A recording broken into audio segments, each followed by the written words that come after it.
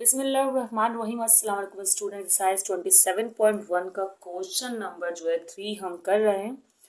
Question number 3 के लिए मैंने डायग्राम बनाने की कोशिश की थी, जिसके लिए मैंने पहले एक स्ट्रेट लाइन यहाँ ड्रॉ की, फिर देन यहाँ और यहाँ और यहाँ। तो ये एक जो इंटरनल लाइन है ना वो क्वाड्रिलेटरल बन गया। उसके बाद एक ट्रायंगल बना हुआ था इस तरह का, तो मैंने उसे ड्रॉ कर दिया। पहले तो मैं ड्रॉ पूरा करने वाली थी, फिर मुझे रियलाइज़ हुआ कि आपको भी मुझे बताना चाहिए था, तो मैं थोड़ा सा रुक गई। अब जो ये एंगल आपको दिया हुआ जिसे एक्सटीरियर एंगल कहते हैं, वो आपको गिवन है x+6y। अलग कलर से शो करना था इसलिए मैं इससे लिख रही हूँ। x+6y है और ये एंगल जो है वो 50 डिग्री है। मैं थोड़ा जूम करती हूँ, अब क्लियर होगा। ये एंगल जो है वो 50 डिग्री का है, ठीक है। और ये एंगल जो है वो 80 डिग्री का है। मुझे थोड़ी बिगर डायग्राम बनानी चाहिए थी। और ये जो है वो है 3x+2y एंड ये O पॉइंट है, ये R पॉइंट है, ये Q पॉइंट है, ये P है। जैसे डायग्राम बनी हुई वैसे मैंने डायग्राम बना दिया। अब हमें क्या करना है वो तो मैं अब आपको बताऊंगी ना कि इस क्वेश्चन अगर दरअसल ये होगा कैसे। अभी डायग्राम आपको समझ में आ गई है, ठीक है स्टूडेंट्स।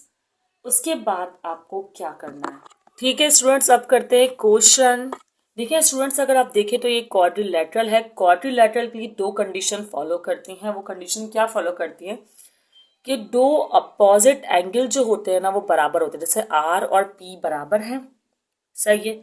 ये एस और क्यू बराबर है। इस तरह हम इसको शो कर सकते हैं। तो अगर मैं स्टार्ट करूँ इसका सॉल्यूशन, तो इसका सॉल्यूशन कुछ इस तरह स्टार्ट होगा कि therefore measurement angle P S are, अच्छा पी एस आर ये वाला एंगल, ठीक है। Measurement angle P S are, ये हमारे पास रूल है। जैसे कि ए बी सी सपोज कर ले तो एंगल ए बराबर है एंगल सी के अपोजिट एंगल्स। इस तरह एंगल बी बराबर होगा एंगल डी के। तो ये एक रूल है। एक और भी है लेकिन मैं करते करते सिखाऊंगी। वैसे मैं लास्ट वीडियो में, इंट्रोडक्टरी वीडियो में ये बात समझा दी थी, ठीक है। Measurement angle Q R S. अब ये क्यू आर एस क्या देखें, पी एस आर तो एस सेंटर में, एस तो इसका मतलब क्यू अब सेंटर में आना चाहिए ना, या यूं उसको ले लेते हैं। एक मिनट, गलत तो नहीं बनाया मैंने, बल्कि सही लिखा है। तो ये बराबर है 50 डिग्री के। तो ये तो पहली कंडीशन हो गई। इसको एक तरह से कह सकते हैं एंगल एस और एंगल आर सेंट्रल पॉइंट को आप सपोज करके इसको सॉल्व कर सकते हैं। अब कह रहे हैं two angle in the same segment are equal. क्यों? क्योंकि सेम सेगमेंट में जो एंगल होते हैं ना, ये सेम सेगमेंट है, तो ये दोनों एंगल क्या होंगे, इक्वल होंगे। यहाँ आप लिख दें two angles in the same segment are equal. इस कंडीशन के बेस पे आपने इक्वल लिया। फिर सॉल्व कैसे करना है वो तो मैं आपको बता ही दूंगी। आपको वैल्यू मालूम करनी है एक्स और वाई की। सवाल ये है in the same segment are equal, ये मैंने लिख दिया है, ठीक है। अब आगे करते हैं। अब आपने एस और आर को सपोज कर लिया है ना। अब आप लेंगे पी और आर को। पी और आर को क्यों लेंगे? क्योंकि अपोजिट एंगल है।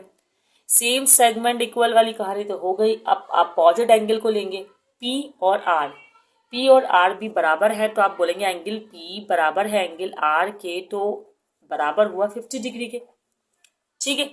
तो ये वाली बात तो हो गई क्लियर। क्यों अच्छा क्यों लिखा है ये बताना जरूरी होता है कि आपने ये बात आखिर को लिखी क्यों है। तो जरा मैं बता देती हूँ कि ये बात इसलिए लिखी है क्योंकि two opposite angles are, opposite angle जो होते हैं ना, ये मैं इंट्रोडक्टिव वीडियो में समझा चुकी हूँ, आप जरूर देखिएगा। वो जो अपोजिट एंगल्स जो होते हैं साइक्लिक क्वाड्रिलेटरल के इक्वल होते हैं। साइक्लिक क्वाड्रिलेटरल के जो है वो अपोजिट एंगल जो है वो इक्वल होते हैं, ओके। एक कंडीशन तो ये लग गई। अब आगे क्या होगा, आगे और सॉल्व करेंगे। कह रहे हैं कि अपोजिट एंगल्स इक्वल है ना, तभी तो आपने फिलहाल अभी आपने एंगल पी और एंगल आर ले लिया है, तो एंगल एस और क्यू भी तो रहता है, तो इसको भी जो है आप सपोज कर लें तो बेटर होगा। या बल्कि एक काम करते हैं, चेक करते हैं कौन सा एंगल अभी जो है ना रह गया। अगर आप गौर करें तो देखिए angle P R angle S आ गया, ये रहा 50 डिग्री। एंगल आर आ गए, दोनों एंगल आ रहे 50 डिग्री सेम सेगमेंट पे। एंगल पी आर एस हो गया, पी आर और एस हो गया, क्यों नहीं हुआ? तो एंगल क्यू लेना है अपना। तो आप ऐसा कर सकते हैं कि इनको सेम सेगमेंट में सपोज करके ले सकते हैं, क्योंकि एंगल पी तो आपको पता है 50 डिग्री है, तो एंगल क्यू भी आप कह सकते हैं 50 डिग्री। लेकिन किस लिए, ये वाली line, two angles in the same segment are equal वाली लाइन लिख सकते हैं। इक्वल, ये जो थ्योरम है उसको, two angles in the same segment are equal, तो चारों एंगल आ गए आपके पास क्वाड्रिलेटरल के, in the same segment okay are equal. तो ये चारों एंगल्स जो है आपके पास आ गए सेगमेंट के। अब आपको क्या सपोज करना है, एक्स वाई अभी मालूम करना है, अभी हुआ नहीं है मालूम। तो चलें स्टार्ट करते हैं इसको सही से सॉल्व करना। अब क्या करेंगे, और एक और बार स्टूडेंट्स, एक इमेजिनरी लाइन जो है ना वो यहाँ ड्रॉ कर लें। तो ये एक और ट्राइंगल बन रहा है, ये ट्राइंगल कराएगा पी क्यू आर, ठीक है ना। अच्छा, अब आगे सॉल्व करते हैं। आगे क्या करना है कि एंगल पी क्यू आर चाहिए हमें ना। क्यों एंगल पी क्यू आर पहले क्यों चाहिए, ये तो मैं आपको मालूम करवा दूंगी। लेकिन एंगल पी क्यू आर इसलिए चाहिए क्योंकि हमें इसमें ना एंगल पी क्यू आर और एंगल, ये जो एक्सटीरियर एंगल है, इसको सम करना होगा, ठीक है। इसको सम करेंगे तो ये पूरी लाइन स्ट्रेट लाइन है ना, तो 180 डिग्री के बराबर। अब 180 डिग्री के ये दोनों जो पूरी लाइन बराबर है, तो इसका मतलब ये दोनों एंगल्स जो है 180 डिग्री के बराबर उनका सम। तो इसके लिए अगर मुझे ऐसी कंडीशन बनानी है, x प्लस 6y मतलब ये वाला एंगल, और इसमें जमा करना पड़ेगा मुझे एंगल पी क्यू आर, और एंगल पी क्यू आर इन दोनों को जमा करके बनेगा 180 डिग्री। और एंगल पी क्यू आर आएगा कैसे, एंगल पी क्यू आर इस तरह आएगा कि आपको दो एंगल को जमा करना है। कौन से दो एंगल्स को जमा करना है, आपने जमा करना है एंगल ओ क्यू पी, या जिसे आप कह सकते हैं एंगल ओ क्यू पी या ओ क्यू आर। अच्छा, ओ क्यू पी पहले, sorry, O Q P plus angle O Q R. अब देखते हैं एंगल ओ क्यू पी क्या है। ओ क्यू पी ये एंगल और एंगल ओ क्यू आर जमा करेंगे तो ट्राइंगल का एंगल जमा हो जाएगा ना, तो फिर वो क्यू क्यू आर एंगल कहलाएगा। देखिए, ये वाला एंगल और ये वाला एंगल जमा करेंगे तो इस पूरे ट्राइंगल का बनेगा ना, तो इसलिए आपने इसको जमा करना है। तो ये दोनों तो है 50-50, क्या दिए मैम, 50 और 50 गिवन है। तो 50 और 50 को जमा करेंगे जब आप मैं जगह कम छोड़ दी है, लेकिन चलो मैं यहाँ पर ही बता देती हूँ। 50 डिग्री है और 50 डिग्री है, थोड़ा सा नज़र आ रहा होगा आपको। तो ये एंगल पी क्यू आर कहलाएगा, और इसको जब सम करेंगे तो आएगा ये 100 डिग्री। तो in short angle P Q R आ जाएगा 100 डिग्री। अब आप इसको करेंगे यहाँ प्लेस और एक इक्वेशन बना लेंगे। उसके बाद आगे का काम तो हमें करना ही है।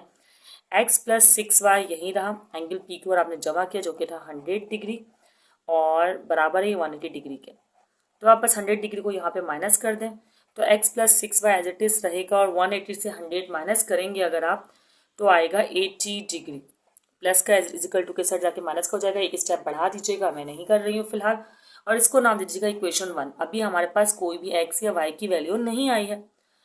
अब क्या करना है आपको, ये वाला तो आपने सपोज कर लिया ना, अब आपको दोबारा डायग्राम दिखानी पड़ेगी। आपको पता है ना क्वाड्रिलेटरल में अपोजिट एंगल, मतलब ये वाला एंगल बराबर होगा ये वाले एंगल के। ये वाला एंगल क्या है, पी क्यू आर। तो पहले तो मैं लिख कर दिखाती हूँ, यहीं पर कर लेती हूँ ताकि आपको डायग्राम में नजर आ सके। Angle P Q R sum angle P S R, यही ना, पी एस आर बोले, हाँ, ये बराबर होगा अपोजिट एंगल्स है ना 180 डिग्री के। ये बता चुकी हूँ मैं इंट्रोडक्टरी वीडियो में, अभी फिर बता रही हूँ, ये एक थ्योरम है, ठीक है, सब आप कर रहे हैं अप्लाई। अब एंगल पी क्यू आर क्या है, एंगल पी क्यू आर अभी आपने निकाला था 100 डिग्री, ये रहा, ठीक है, वो आपने लिख दिया कि 100 डिग्री है। और एंगल पी एस आर क्या है, वो एंगल पी एस आर यहाँ पर देखें क्या लिखा हुआ है, 3x plus 2y। P S R angle जो है वो 3x प्लस 2y है, तो आपको लिख लेना है 3x plus 2y is equal to 180 degree, ठीक है। अब ये 100 फिर वहाँ जाके माइनस होगा, तो 3x प्लस 2y तो आप एज इट इज रहने दें, 180 डिग्री को एज इट इज रहने दें, ये प्लस का यहाँ जाके माइनस का हो जाएगा, और आप इसमें से माइनस कर लें तो ये हो जाएगा 80 डिग्री। तो 3x प्लस 2y 80 डिग्री, और इसे कह दें इक्वेशन 2। तो दो इक्वेशन हमारे पास आ गई हैं, एक ये रही इक्वेशन 1 और एक ये रही इक्वेशन 2। अपना इन दोनों इक्वेशंस में आप ये ऐसा करें कि इक्वेशन 1 का यूज करके ना इसमें से x आइसोलेट कर लें, तो क्या हो जाएगा, x अलग हो जाएगा, तो 80 डिग्री माइनस 6y हो जाएगा, पॉजिटिव का इसको कहना चाहिए इक्वेशन 1, मैं तो कहती हूँ इसको कट करके इसे इक्वेशन 1 कह दें। अब आप इस वैल्यू को पुट कर दें इक्वेशन 2 में तो खुद ब खुद x की वैल्यू आ जाएगी। करें ये काम हम, चलिए मेरे स्टूडेंट्स ये काम करते हैं। इक्वेशन है हमारे पास 3x, तो पहले मैं लिख देती हूँ put the value of x in equation 2। सही है, मैंने यहाँ पे लिख दिया। 3 अपनी जगह पर है, x की वैल्यू जो है वो है 80 डिग्री माइनस 6y और क्या है हाँ plus 2y is equal to 80 degree. 380 का क्या होगा हमारे पास, 380 सार हो जाएगा क्या होगा 24 240, मतलब मैं इस तरह अपने दिमाग में कैलकुलेट कर रही थी। और 3 हो जाएगा 18, तो ये जगह 18y, फिर ब्रैकेट ओपन हो जाएगा, ये 2y is equal to 80 degree. And then क्या होगा, ये दोनों प्लस माइनस हो रहे हैं, एक काम करें 80 यहाँ प्लस का है ना तो इज इक्वल टू के साइड आकर हो जाएगा माइनस का, तो 240 में से आप 80 को करें सब्ट्रैक्ट तो आंसर आएगा या 240 डिग्री माइनस 80 डिग्री मुझे लिखकर दिखाना चाहिए। और ये माइनस का 18 इसको भी सॉल्व कर ले, माइनस प्लस माइनस तो हो जाएगा 16y, पॉजिटिव का 16y आएगा माइनस का, तो वो माइनस का 16y इज इक्वल टू किस साइड आकर हो जाएगा पॉजिटिव का।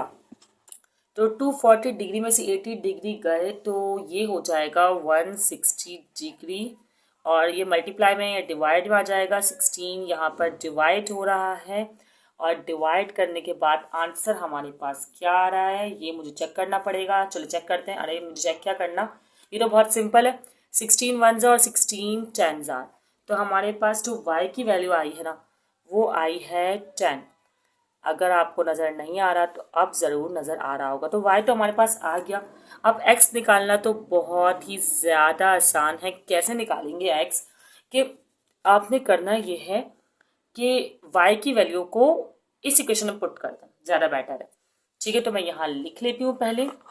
तो put value of y in equation 1, equation 1 is this, x is equal to 80 degree and minus 6y is equal to 10। क्यों, क्योंकि y जो है वो 10 के बराबर है। यहाँ पर आप मेंशन करना चाहें तो मेंशन करके दिखा सकते हैं। ठीक है, x तो ये रहा 80 डिग्री, ऐसे ही रहा 80 6 टेंजा क्या होगा। अच्छा, इसको मुझे डिग्री में रिप्रेजेंट कर देना चाहिए। वजह है कुछ, वजह यह है कि हमें 6 टेंजा 60, ठीक है। अच्छा डिग्री में ये कर लें क्योंकि डिग्री में सेम होता है। तो 80 माइनस 60 डिग्री कितना हो जाएगा आपके पास, हो जाएगा 20 डिग्री। तो ये आपके पास x और y की वैल्यूज आ गई। क्वेश्चन थोड़ा सा समझने वाला है, कॉम्प्लिकेटेड है, इसको एक बार दोबारा देख लीजिएगा। वैसे मैं ऐसे ही 2 क्वेश्चन और करवाने वाली हूँ जो कि मैं और इसी तरह डिटेल में ही समझाऊंगी। अगर अभी नहीं समझ में आया हो तो आप वो वीडियोस भी ज़रूर देख लीजिएगा, आप लोग को समझ में आ जाएगा क्वेश्चंस।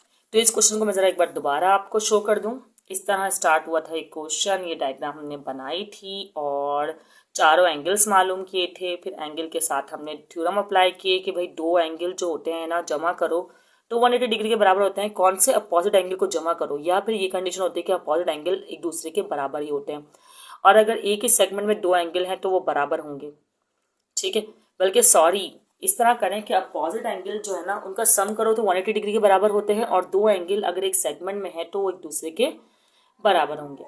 तो ये वाली बात तो हो गई यहाँ पर क्लियर, और आपको क्वेश्चन नज़र आ रहा है जिसमें आपने x और y की वैल्यू मालूम कर ली है। आप नेक्स्ट वीडियो में करेंगे नेक्स्ट क्वेश्चन, ये कहना चाहिए था। ठीक है स्टूडेंट्स, अपना ख्याल रखिएगा, दुआओं में याद रखिएगा। अल्लाह हाफिज़।